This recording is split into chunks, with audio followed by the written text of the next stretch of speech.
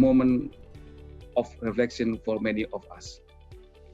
The COVID-19 pandemic is forcing us in the global policy circles to take a step back, to re-examine the path we had taken and ponder on the kind of calibrations we need to undertake going forward. For those in the research circle, this is also the moment for earnest rethinking on the research agenda that should be on our plate. Ladies and gentlemen, the COVID-19 pandemic is the most crucial global calamity of the century. It exposes cracks in every nation's greatness. The pandemic has displayed its contrasting consequences on human civilization and brought us into a pause and reflection. Yet, we need to move forward while not forgetting the pre-existing trends that are currently swamped by pandemic. First is the return to excesses and natural resource depletion. Despite the economic calamity being presented by COVID-19, ironically, the pandemic has also created a very positive impact on the environment. Ecosystems are being greatly recovered. A clear sky in big cities, the pollution level is shrinking. From the point of view of the Earth carrying capacity, the COVID-19 is resetting the Earth for a more sustainable trajectory. It also means that our previous life was that of excess. A big challenge for humankind in post-COVID-19 era is to get to the level of employment we once had, without depleting the natural resource and the excess consumption in pre-COVID-19 era. Second is the skill and bias technological change. Pre-COVID-19 global economic was highlighted by rising inequality amidst high growth and successful poverty reduction in many countries in the developing world. In Islamic economics and finance, in particular, are presented with opportunities to provide the world with concrete and workable proposals to address those three challenges I just laid out. In the era of global warming, do Islamic economics and finance have something to say about climate risk mitigation? In the area of labor market adjustment, do Islamic economics and finance have concrete proposal on social insurance and protection to address jobless growth and economic inequality amid technological change without forsaking economic efficiency? These are only a few concrete instances that Islamic economic and finance might contribute to the global policy circles and other fresh policy approaches through deeper research. Going forward, Bank Indonesia Institute will promote and foster more policy-oriented research on frontier issues such as climate risk and financial stability, labor market adjustments amid technological change and digitalization. Accordingly, we have included these frontier topics into our research agenda in Bank Indonesia Institute.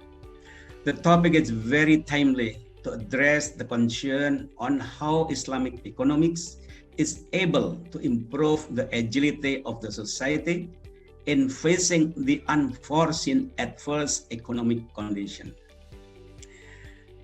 Distinguished guests, ladies and gentlemen, as we are all aware that since 2008, global financial and economic turmoil had devastating impacts on the global economy. Many studies reveal that the shortcoming of regulatory framework was one of the main factors that prompted the recent crisis. The inability of global regulatory framework to guard against excessive risk-taking by the global financial players have triggered distortion of market incentive. Furthermore, the advanced financial innovation has led the global financial institution to offer financial products that are not related to real sectors. Before getting a chance to fully recover, another wave is coming.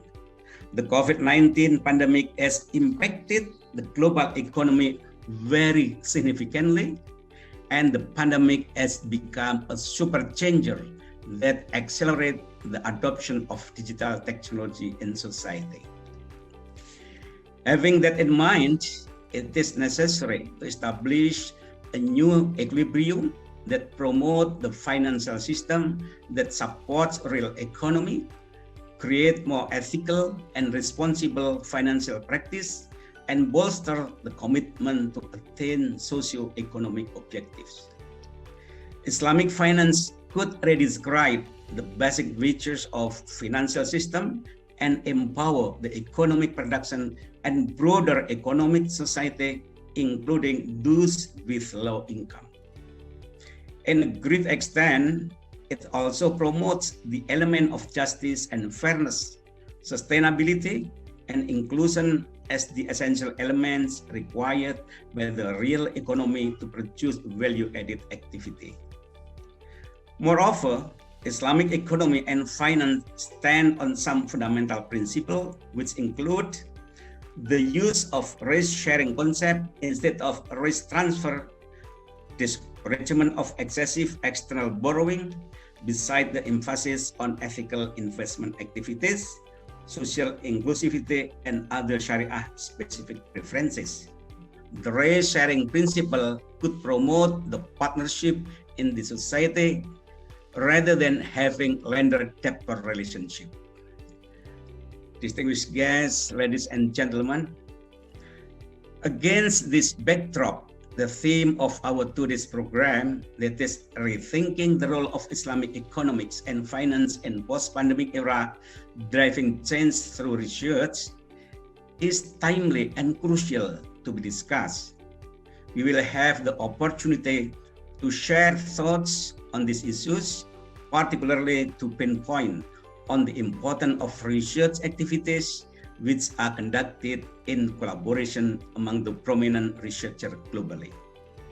First, the development of Islamic finance should be conducted within national financial and economic development policy framework. This brings the consensus that the thought of Islamic finance should be present in all aspects of policy development, including micro-prudential, fiscal, and monetary policies, beside industrial policy on Islamic finance. The inclusion of Islamic financial industry in the General Financial Assessment Program would attract more attention and effort in developing the industry in a more systematic way. Despite a lot of effort and paid by the international Islamic financial regulatory sectors, certain financial regulatory aspects are still underdeveloped. In order to minimize the absence of adequate prudential, the adoption of conventional regulation, as long as it is not in conflict to the Sharia principle, is worth considering. Despite some technical differences, Islamic finance share the same concern toward the systemic robustness to withstand any uncertainty, either coming from internal or external factors. Dedicatedly designed instrument, infrastructure, and policy need to be developed to put the level of prudence of the Islamic finance at the same level as the conventional. At the macro level, the development of macro-prudential policy has to have adequate coverage into Islamic finance industry. Second, the financial development policy has to be able to revive the Islamic social sectors that has considerable potential for the economic development. The sectors covers the zakat and awqaf sectors that would equip the government with additional formidable vehicle for poverty alleviation program and enhance financial access. Besides, collaboration with other Islamic commercial sectors may also provide significant leverage to the financial system to outreach low-income society and to provide them with low-cost financial service. Adequate resources need to be allocated to systemic and persistent effort for the development for sound zakat and awqaf system, besides also well-designed international collaboration and cooperation. Periods of extreme crisis have also been strong drivers of change and innovation. One can already observe abundant creativity and innovation emerging at the national, institutional, and individual levels globally. Technology enablers have, for example, been used by governments to manage some of the immediate challenges that have been posed by the pandemic, such as contact tracing apps and the rapid test kits. As social distancing becomes the new norm today, there has been tremendous growth in the use of digital financial services and e-commerce. While no one can predict what form post-crisis opportunities will take, it is commonly acknowledged that fintech, a sector that is steeped in innovation, is likely to generate new and transformative solutions. The pandemic caught the world by surprise. It was therefore highlighted the importance of having the infrastructure for disaster preparedness, thereby allowing for prompt response and minimizing of costs of the crisis. COVID-19 brought us into an uncharted territory. Its mitigation and resolution will involve the search for answers. Ultimately, it will be dependent on high-quality applied research, but that which is also aligned to societal goals to yield trustworthy data. As governments, multilateral institutions, and humanitarian agencies search for ways to manage the aftermath of the crisis, financial inclusion would need to be an integral part of the new programs so that the abject poor and low-income households will also be part of the recovery. While Islamic finance already has a built-in centralized screening process that looks at the Sharia compliance, it has yet to have structures to assess the impact of such financing activities. Similar emphasis therefore needs to be placed on the assessment of the impact of such finance, an area of applied research which may have high social impact, therefore needs to be given priority. Areas in particular could include Islamic social finance tools with the objective to design potential instruments for this purpose. We need to look into the identification of potentially practical and viable value propositions that would also focus on the delivery and application of fintech for such Islamic finance instruments. Of importance is the delivery system, the collection and distribution platform for such instruments, including for existing arrangements such as zakat, wakaf, and sedekah, with the objective of maximizing their social impact. Applied research should then also focus not only on such contemporary and innovative instruments, but also on how to measure the impact that the instruments have on society and to identify the limitations and gaps between the potential and actual output.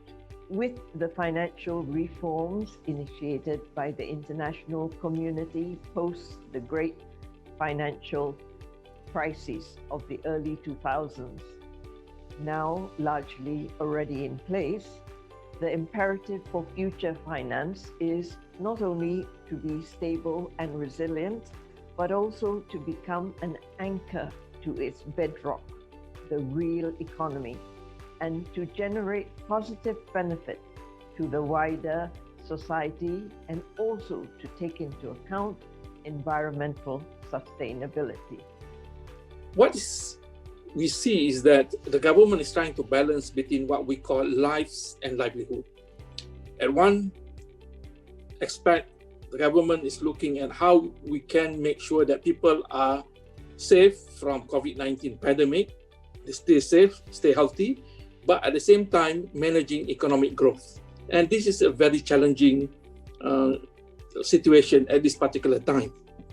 And as we know, the number of individuals impacted by COVID-19, including those impacted due to job losses, unemployment, has increased.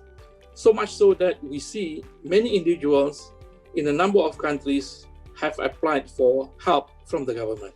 And government has provided a number of incentives and support in order to address the issue of poverty that happens to them in this particular situation. On top of that, we also see small and micro enterprises that are affected.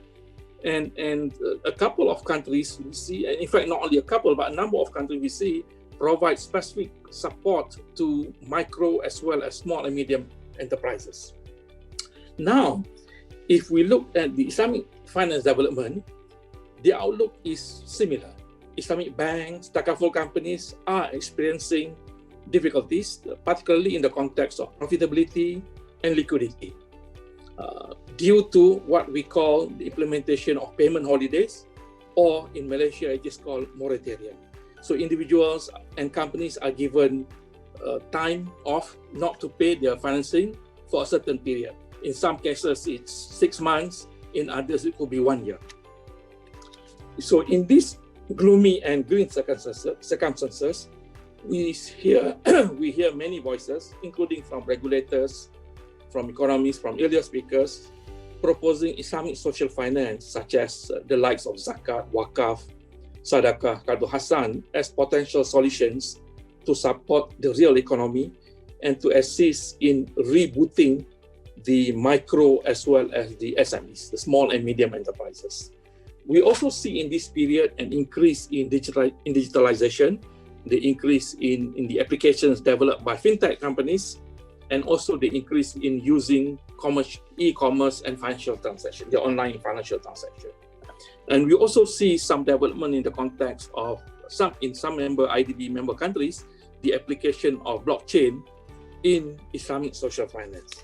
The discussion that we are going to have this afternoon is to look at what lessons can we learn from this current pandemic, and what Islamic economics and finance can do to provide solutions in post-pandemic area.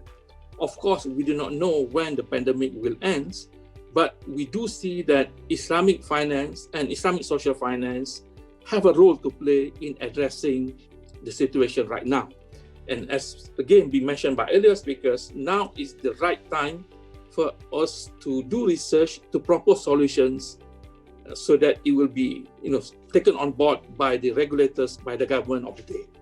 The pandemic crisis is primarily a healthcare crisis, as we all know. Now, healthcare, including R&D in the area of medicine and drugs, is a collective good, is a public good. Public good means it's an indivisible good. It's either we are all getting that good or that service or none. It's very clear in the case of the pandemic, you cannot be healthy if your neighbor is not healthy. Now, for other goods and services, it's okay if I like an iPhone and you don't like an iPhone, nothing will happen to me nor to you if we have different preferences regarding this good. But when it comes to health, particularly essential health, No, either we are all together or we are all facing the great risk of the infection. So basically we are all in the same boat. That's why public goods cannot be normally offered through markets. Markets are based on competition, and competition requires divisibility. That you choose whatever you like, I choose whatever you like, but that is not the case when it comes to healthcare. You cannot say, I don't care about healthcare, I will not take the vaccine. No, if you do that, you will infect the others, and therefore it will be a disaster for the whole society. So healthcare must be provided primarily not through markets, but through non-market forces. And that's where the non-profit sector plays a major role, like as previous speakers mentioned, Al-Taf and donations and other similar non-profit organizations. Now, if we look at mainstream economics, they focus on the market. The first thing to study is the market. And if you open any textbook on microeconomics, you will find the chapter on public goods is at the end of the book, as if it is something, special. See, these are special cases. However, the student will start with the market and competition and and full competition and perfect competition and all these things, as if public goods is a special case and it is the exception. Well, in the real world, it is the other way around. Collective goods or public goods, they are the rule rather than the exception. No market can function normally without first providing these public or collective goods. And the market itself is a collective good. We keep talking about competition and markets and so on, but then the question, how to create a market? Is the market itself is a competitive good or a divisible good? The answer is no. To create a market is a collective activity. We have to set the rules, the regulations, the environment, and so on, in order for the market to function and to perform normally. So the market itself is a public good. The market itself is not a private good. And I'm sure it's not difficult to see how market design is related to Islamic finance, because from Islamic finance and economics point of view, we want to create markets with special features. So creating a market is essentially a collective activity, and it is a market design activity that is beyond the normal course of mainstream economics. Now, public goods, what is unique about public goods, that they are collective goods, is that they involve a trade-off between group rationality and individual rationality. You have seen all those people who refuse to put the masks, and they say freedom, individual freedom. Yes, there is a trade-off. I have to give up some of my individual freedom in order for me and others to be safe. There has to be this trade-off. And this tension between group rationality and individual rationality, that is the heart of the economic problem. That's where we have to redefine the economic problem, not about scarcity. True, natural resources are scarce, but the real problem in economics is this tension between group and individual rationality. This tension, if we don't take it into consideration, if we are unable to resolve this dilemma, these social dilemmas, we end up with depleting resources because of our social activity. It is social scarcity rather than natural scarcity that is threatening our environment, that is threatening the health of our societies. And therefore, we should redefine the economic problem as to be the problem of how to resolve the tension, how to bring in harmony group rationality and individual rationality. And that's where Islamic economics can contribute a lot, because Islamic economics involve the essential ingredients of morality, ethics, and so on that would balance the relationship between group and individual rationality. Islamic economics is supposed to be a universal system, not only for Muslims. And therefore, we should present Islamic economics as an approach that would help resolve these issues, not only for Muslim societies, but all societies as well. We are all at the end in the same boat. وَمَا أَرْسَلْنَاكَ إِلَّا رَحْمَةً لِلْعَالَمِينَ. The success of the Islamic economic and finance depends upon the ability to be a part of the dynamics and to provide tangible solution to the challenges that are faced by the society, including the government. So we need to show to the government, president, ministers that look, Islamic finance, economic and finance is a solution, is one of the solution for them to equip them with additional mechanism and instrument to rectify the situation. And the objective is to strengthen. There are 6 objectives: industrial structure, efficiency, investment, reduce disparity, human resource development, and sound macroeconomic policy. And for the Islamic economic and finance, the area which needs to do research activity more intensively in order to have capacity to drive the change are the following. Next slide, please. What I mean is to put more emphasis doesn't mean that we have to ignore other discipline of research. Of course, some quantitative research, macroeconomic research, they are also important, but to put more emphasis on these 5 followings. First is the research in the area of behavioral economics. That come in mind that resource allocation is very important in improving internal stability of system. Learning from the ISRA classes of investment in the Euro, we can see that loyalty, the concern by the loyal investors to certain type of investment set has improved the stability in the capital market, and the inducement of Islamic value to the economic decision making by public may ease the pressure. Secondly, the theory of incentive at the micro level. Islamic financial contract have to be contained both Sharia compliance aspect as well as economic appeal. For example, the introduction of incentive, reward and punishment, principal-agent relationship. This is very important to make Islamic contract more appealing and then more providing justice to the contracting party. Third, macro-prudential theory. Well-developed policy and instruments to maintain stability of Islamic financial system is deemed necessary.